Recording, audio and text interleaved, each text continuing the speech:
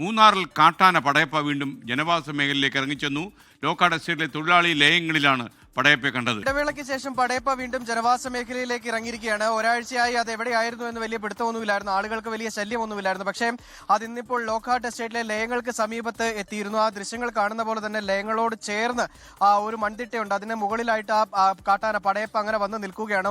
ഏറെ നേരം ആ സ്ഥലത്ത് തന്നെ നിലയുറപ്പിച്ചിരുന്നു. ആ പ്രദേശത്ത് നിന്ന് കുറച്ച് കൃഷിവിളകളൊക്കെ പറിച്ച് ഭക്ഷിക്കുകയും ചെയ്തു. പിന്നീട് ഈ സ്കൂൾ കുട്ടികളൊക്കെ സ്കൂളിൽ പോകുന്ന സമയമായതുകൊണ്ട് തന്നെ വലിയ ആശങ്കയായി. RRTയെ നാട്ടുകാർ വിവരം അറിയിച്ചു. RRT എത്തി. അതുപോലെ തന്നെ നാട്ടുകാരും ഒക്കെ ചേർന്ന് പടക്കം പൊട്ടിച്ച് ആനയെ ആ ലയങ്ങളുടെ സമീപത്തു നിന്നും മാറ്റി സ്കൂൾ കുട്ടികൾക്കൊക്കെ സ്കൂളിൽ പോകാനുള്ള ഒരു അവസരം കൊടുത്തു. പക്ഷേ ഇപ്പോഴും അത് ജനവാസ മേഖലയിൽ തന്നെ തുടരുകയാണ്. വലിയ കുഴപ്പക്കാരനല്ല നിലവിലത്തെ സാഹചര്യത്തിൽ പടയപ്പ എന്നുള്ളതാണ് നമുക്ക് മനസ്സിലാക്കാൻ കഴിയുന്നത്. അതുകൊണ്ട് തന്നെ ആശങ്കപ്പെടേണ്ട ഒരു സാഹചര്യമില്ല.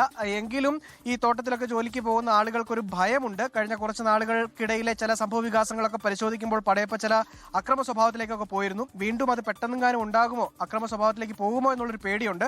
അതുകൊണ്ട് ജാഗ്രതയിലാണ് ആളുകൾ എല്ലാവരും. എന്തായാലും പടയപ്പ ഇപ്പോഴും ജനവാസ മേഖലയിൽ തന്നെ തുടരുന്നു. അത് ലോക്കാട്ട് എസ്റ്റേറ്റിലാണ് എന്നുള്ളതാണ് ഏറ്റവും പ്രധാനപ്പെട്ട കാര്യം.